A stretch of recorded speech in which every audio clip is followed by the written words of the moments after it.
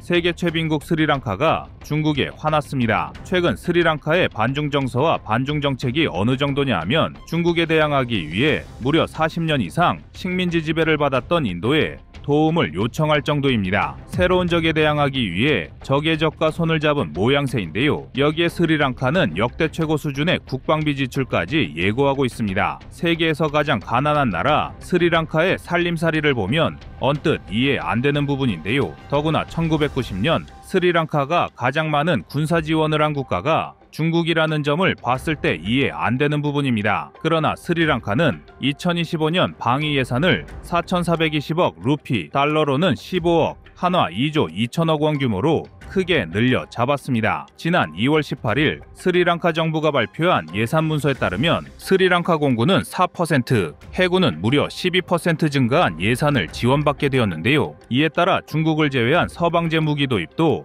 급물살을 탈 전망입니다. 그래서 준비했습니다. 오늘은 스리랑카가 중국에 화난 이유와 함께 한국 방산의 진출 가능성에 대해 자세히 알아보겠습니다.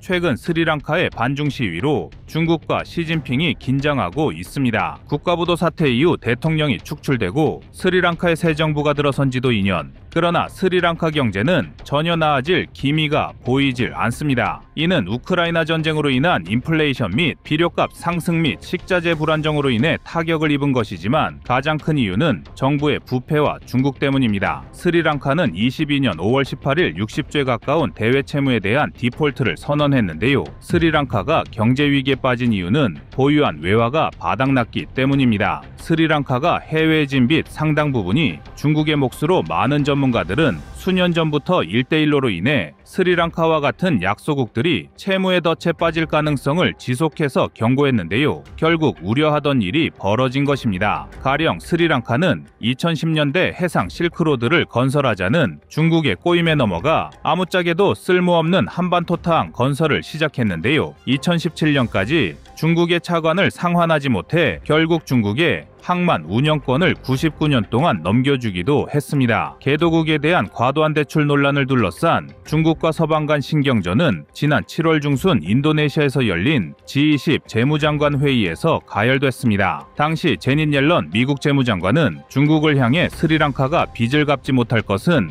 명백하다라며 중국의 협조를 요청했는데요. 중국 외교부 대변인은 스리랑카가 안고 있는 어려움과 시련을 우리 몸처럼 느끼고 있다라며 경제 회복을 위해 지원할 뜻을 밝혔지만 실제 행동엔 옮기지 않고 있습니다. 심지어 중국으로부터 대출을 받은 뒤 상환의 어려움을 겪고 있는 국가는 스리랑카뿐만이 아닙니다. 중국은 국가 전략으로 거대 경제권 구상인 1대1로를 내걸고 아시아 아프리카의 저소득 국가에 대해 인프라 정비나 채굴 사업에 고액의 융자를 하는 식으로 강한 영향력을 유지하고 있습니다. 세계은행의 국제채무 통계에 따르면 저소득국의 중국에 대한 채무 총액은 2020년 말 약 1,700억 달러, 한화 250조 원 규모입니다. 이중 아프리카가 차지하는 비중은 무려 45%에 달하는데요. 자칫하면 아프리카의 자원이 모두 중국의 차지가 될 우려마저 생기고 있습니다. 그러자 무력하고 부패한 정부보다 국민이 나서기 시작했습니다. 스리랑카의 경우 2023년 이후 전국 각지에서 일어난 대규모 반중 시위로 정부뿐 아니라 군부 그리고 중국 당국까지 긴장하고 있는데요. 이러한 흐름에 맞춰 스리랑카가 난데없이 국방비 증액을 발표한 것입니다. 전술한 대로 스리랑카는 15억 달러, 한화 2조 2천억 원 규모의 2025년 방위 예산을 발표했는데요. 이는 전년보다 3%가량 증가한 수치입니다. 이에 스리랑카 해군과 스리랑카 공군은 각각 12%와 4% 증가한 925억 루피와 721억 루피를 할당받게 되어 변변한 무기체계를 갖추지 못한 스리랑카군이 이제야 제 모습을 갖춰나갈 전망입니다. 그런데 이러한 결정이 정말 의외인 것이 불과 2년 전 스리랑카 정부는 군대 규모를 30% 수준까지 줄이겠다고 발표했기 때문입니다. 2023년 1월 13일 스리랑카 국방부는 군대 규모를 당시의 3분의 1 수준인 13만 5천 명으로 줄일 예정이라고 밝혔는데 했는데요. 여기서 그치지 않고 군대를 2030년까지 10만 명 이하로 줄이겠다는 장기 계획까지 발표했습니다. 그러나 사실 국가 경제 규모에 비해 그동안 스리랑카 군대 규모가 비대했던 것도 사실입니다. 스리랑카는 2009년까지 약 30년 동안 지속된 내전을 겪으면서 군비 지출을 꾸준히 늘려왔는데요. 2009년 내전이 종결된 이후로도 비대한 군대 규모를 계속 유지해 왔습니다. 세계은행에 따르면 스리랑카 군대 규모는 2017년과 2019년 사이에 31만 7천 명에 달했고, 스리랑카의 싱크탱크 베리트 리서치에 따르면 2021년과 2022년에 스리랑카의 국방비 지출은 스리랑카 국내 총생산의 각각 2.3%, 2%에 달할 만큼 큰 비중을 차지했습니다. 때문에 과거부터 스리랑카는 재정난을 해결하기 위해 군개혁이 필요하다는 지적이 제기되어 왔는데요. 군대 인원을 축소함과 동시에 첨단 장비 도입으로 본격적인 군의 현대화에 대응하겠다는 것입니다. 이는 프레미타 테나쿤 스리랑카 국방부 장관의 발언과도 일치하는데요. 장관은 2030년까지 기술적으로나 전술적으로 건전하고 균형 잡힌 국방군을 만드는 것이 목표라고 밝혔습니다. 그리고 지난해 11월 스리랑카 육군조달위원회가 대한민국의 방산 등급을 A단계로 격상시키며 우리 방산 기업의 현지 시장 진출이 더욱 활발해질 전망입니다. 최근 스리랑카 국방부는 무기 입찰 시 응찰 국가를 A부터 E까지 5개 등급으로 나누는 작업을 해왔는데요. 앞으로는 A등급 국가에만 입찰 참가 자격을 부여할 전망입니다. 한국 방산의 주요 진출 품목은 이번에 예산이 크게 증액된 해군과 공군에 집중될 전망인데요. 구축함 시장과 경공격기가 주목받고 있습니다. 그러나 아직 경제 위기에서 벗어나지 못한 스리랑카로서는 부담되는 수준으로 현물이 아닌 자원으로 도입 비용을 대체할 가능성도 큰 상황입니다. 일단 올해는 타이어와 변속기, 엔진 등 군용차 관련 부품부터 수류탄, 분광조준기, 특장차, 상용차, 공병용 건설 장비 등의 계약이 예상되며 차후 국가 인지도 제고에 따라 전술했던 구축함과 FA-50 경공격기, 방공 레이더, 장갑차, 대포, 훈련기, 무인 비행기 등 첨단 무기 진출도 활발해질 가능성이 점쳐지고 있습니다. 스리랑카에 진출한 기업은 군인의 수는 줄이는 대신 국방비 지출을 늘리고 있는 스리랑카가 한국 방산업의 유망 시장이라고 밝혔는데요. 아직 시장의 규모는 작지만 장기적으로 동남아시아 진출 전략 수립을 위해 반드시 가져와야 할 시장이라고 강조했습니다. 여기에 스리랑카에 진출한 중국을 견제하기 위해 인도 역시 스리랑카에 집중하고 있습니다. 중국이 스리랑카의 영향력을 강화하면서 한반토반 항구를 임차하고 콜롬보 항구까지 개발하려고 하자 인도 측은 새로운 차관을 스리랑카에 제한 마탈다 공항을 인수하려 하고 있습니다. 그러나 스리랑카의 반중국 정서와 정책을 무조건 믿어서는 안 된다는 목소리도 힘을 받고 있습니다. 2024년 10월 15일 스리랑카 국민의 권력당 NPP는 총선에서 압도적인 승리를 거뒀는데요. NPP당은 61.56%의 국민 지지를 얻으며 의회 225석 중 무려 159석을 차지 개헌까지 추진할 수 있는 초과 의석을 확보하게 됐습니다. 그런데 NPP당은 전통적으로 좌파 성향의 민족주의 정당인데 최근 이해할 수 없는 친중 행보를 보이기도 했습니다. 지난 1월 스리랑카 대통령은 중국을 방문해 시진핑과 우애를 다지기도 했으며 지난해 9월에는 대만이 중국 영토라는 데 동의한다는 내용의 성명을 발표하기도 했습니다. 중국의 대만 통일을 공식적으로 지지한 것인데요. 심지어 향후 무력 통일까지도 지지할 가능성이 높은 국가군 중 하나로 많은 전문가들이 스리랑카를 꼽고 있습니다. 그리고 최근엔 중국 해군의 인공위성 추적함이 스리랑카 남부 한반토타항에 입항하자 미국은 물론 인도 정부가 강력히 반발하는 사건도 있었습니다. 아무리 국익을 위한 현실적인 결정이었다고 해도 스리랑카가 아직까지는 서방보다는 중국 등 공산권 국가에 더 가깝다는 반증일 텐데요. 역사적으로도 스리랑카는 파키스탄처럼 팔러시아 친중 포지션을 유지한 대표적인 국가였습니다. 아시아에서 가장 긴 내전을 스리랑카가 치르는 동안 가장 많은 군사 지원을 한 국가도 중국이었는데요. 경제적으로도 이러한 애매한 포지션에 스리랑카에 대한민국이 진출하는 것이 경제적으로 실익이 없을 것이란 분석도 나오고 있습니다. 신흥방산 강국 한국이 노리기엔 스리랑카의 국방시장이 턱없이 작기 때문인데요. 그러나 한국과 스리랑카 양국은 기존의 정치 역학이나 국방 접근 방식에서 벗어나 새롭게 떠오르는 과제를 인정하고 있습니다. 그리고 서로의 전략적 이점을 이용 협력하고 대응해야 한다는 점에서 동의하고 있는데요. 서방 자유체제의 일원인 대한민국으로선 시진핑의 침략 야욕을 무찌르기 위해서라도 스리랑카와의 협력이 그 어느 때보다 중요하다 할 수 있습니다.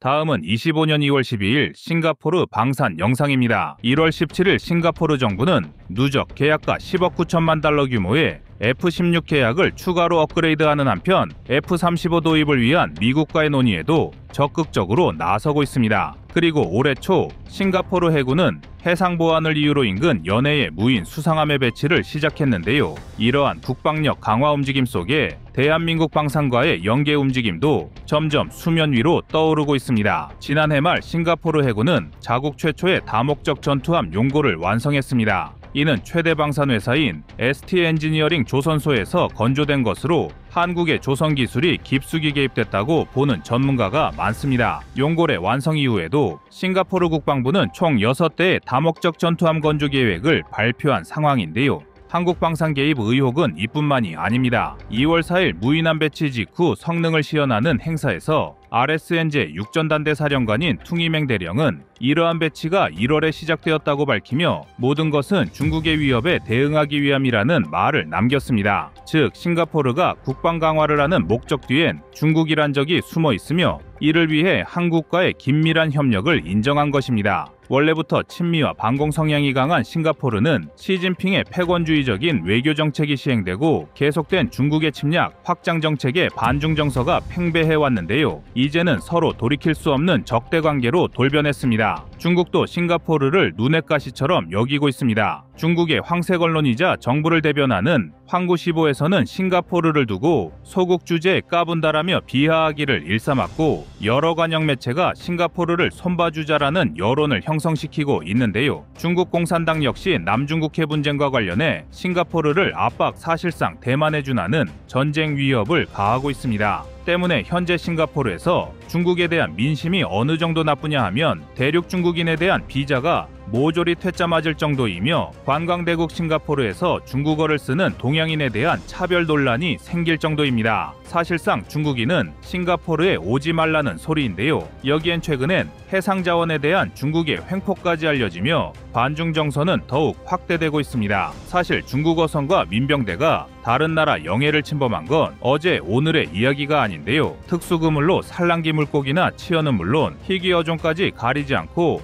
몽땅 쓸어버리고 있으며 더구나 이 과정에서 자연재해를 막아주고 생태계를 보호하는 산호초군락까지 파괴하고 있습니다. 그리고 이러한 중국의 몰염치는 시진핑 집권 이후 더욱 극심해지고 있습니다. 중국 불법 어선군단은 한국과 싱가포르는 물론 일본, 러시아, 인도네시아, 아르헨티나, 아프리카 등 세계 곳곳에 취두부 냄새를 퍼뜨리고 있습니다. 그런데 중국이 이렇게 전 세계의 욕바디가 되면서도 불법 조업을 멈출 수가 없는 이유는 인구는 더럽게 많은데 어족 자원이 자랄 수 있는 하천과 바다가 온통 똥물처럼 더럽기 때문입니다. 30년 전 중국인의 1인당 생선 소비량이 10kg 정도였다면 2010년엔 30kg에 다다랐고 현재는 40kg에 육박하고 있습니다. 여기에 15억이라는 인구까지 더해져 전 세계 생선 소비량의 33%를 중국이 차지하고 있습니다. 그런데 전술의 뜻, 중국은 몇몇 지역을 제외하곤 모든 하천과 강, 인근 바다가 쓰레기와 오염수로 더럽혀져 있어 양식이나 자연농법으로는 이 수요를 감당하기 어렵습니다. 그러나 2000년대 초반까지 이러한 불법 조업 문제에 대해 싱가포르는 그리 심각하게 받아들이지 않았습니다. 자국 내 급증한 수산물 수요를 감당하기 위해 급한 불을 끄려는 불법 조업쯤으로 여겼기 때문인데요. 그러나 싱가포르 등 아세안 국가들이 방심했거나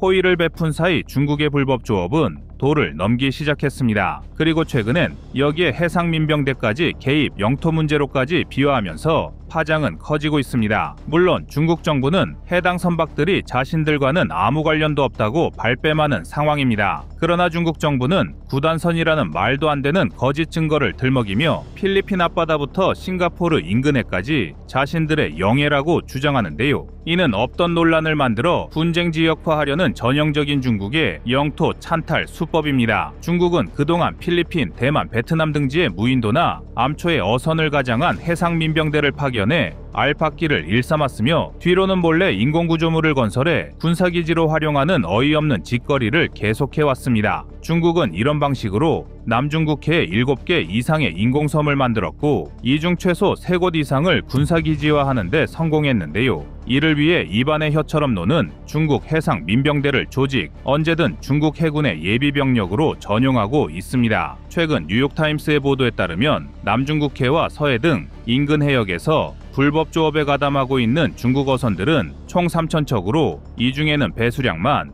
9,000톤에 이르는 초대형 선박들도 다수 포함되어 있다고 합니다. 규모로만 따지면 길이 165.9m, 폭이 11.4m, 높이 49m의 세종대왕급 구축함과 비슷한 셈입니다. 이쯤이면 사실상 함대인데요. 실제로 CNN에 따르면 중국 해군 보조함대의 선봉장 역할을 하는 전업 해상민병대의 경우 자동화 무기와 보강된 선체로 기본적인 무장을 갖추고 있는 데다 운영 방식에서도 중국 정부의 지원과 조직적 지시에 따라 활동한다고 밝혔습니다. 또한 겉모습만 어선으로 위장하고 있을 뿐 실제 어업 활동을 하지 않기 때문에 어선 내부에 무기실과 탄약고를 갖추고 있고 뱃머리와 현측에 중기관총이나 기관포용 총안을 뚫어놓는 경우도 많은데요. 모두 유사시 짧은 시간 안에 군함으로 목적을 변경하기 위한 수단입니다. 어찌 보면 싱가포르군의 무장 강화가 이해되는 부분인데요. 전 세계에 걸친 중국의 민폐에 대표적인 화교국가 싱가포르마저 칼을 빼든 것입니다. 그리고 그 핵심적인 파트너로 대한민국을 선택했습니다. 최근 싱가포르 정부가 싱가포르 투자청과 함께 한국 방산기업의 주식을 집중적으로 매입하면서 세간의 관심을 사고 있는데요. 이상한 점은 투자청을 통해 매입하면 되는 것을 굳이 정부까지 나서서 지분을 늘리고 있다는 점입니다. 지난 13일 관련 업계에 따르면 싱가포르 정부와 싱가포르 투자청의 한국 방산기업 주식 매입은 올해 집중되고 있으며 특히 LIG 넥스원의 경우 1월 26일부터 거래일 연속 순매수하여 싱가포르 정부와 투자청이 각각 5.09%와 6.37%를 매입한 상태입니다. 이는 LIG 넥스원에 대한 외국인 매수량의 대부분을 차지할 만큼 엄청난 규모입니다. 싱가포르 투자청은 운용자산 규모 7,700억 달러, 한화 약 1,000조 원을 넘는 세계 6위의 국부펀드인데요. 리센롱 싱가포르 총리가 의장을 맡고 있을 만큼 정부와 긴밀한 관계인데 여기에 싱가포르 정부까지 직접 나서서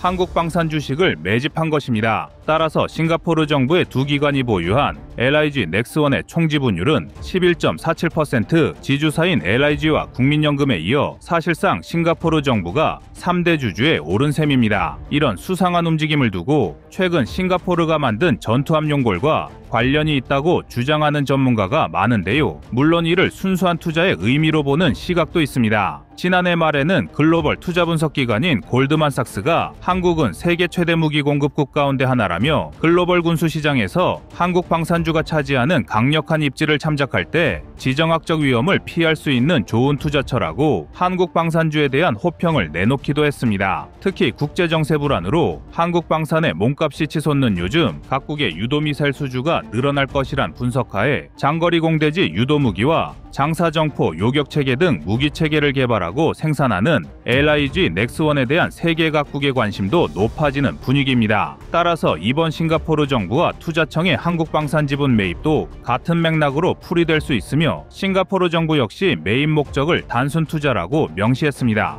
그러나 싱가포르의 첫 다목적 전투함 건조 과정에서 밝혀진 싱가포르 최대 방산기업 ST 엔지니어링과 한국 기업의 협업 내용을 보면 최근 들어 긴밀해지고 있는 한국과 싱가포르 양국의 관계가 단순히 경제적 이익에 국한된 것은 아니라는 생각이 듭니다. 현재 싱가포르군은 이미 수적으로 말레이시아 상비군의 숫자를 뛰어넘을 정도의 규모를 보유하고 있으며 질적으로도 계속 업그레이드되고 있습니다. 싱가포르는 이미 아시아에서 가장 잘 사는 나라인데요. 실제로 싱가포르의 1인당 GDP는 2024년 IMF 통계 기준 91,100달러로 세계 5위이며 이는 85,373달러에 미국보다 높은 수준입니다. 그리고 이런 경제력을 바탕으로 싱가포르는 중국에 대항해 힘을 키우고 있으며 여기에서 대한민국의 협조가 반드시 필요한 상황입니다. 양국은 1975년 수교한 이래 정치와 경제, 군사적으로 매우 우호적인 관계를 유지하고 있으며 같은 자유세계 일원으로 한 목소리를 내고 있습니다. 특히 작년 양국의 국방 최고위층이 만나 대북 정책과 대중국 정책에 대한 심도 있는 논의와 한국산 무기 체계의 도입을 놓고도 상당히 진전된 내용의 회담을 진행한 것으로 알려졌는데요. 과연 중국이라는 공공의 적을 둔 한국과 싱가포르의 연대가 어디까지 이어질지 이목이 쏠리고 있습니다. 이상 꺼리튜브의 두 번째 미션이었습니다.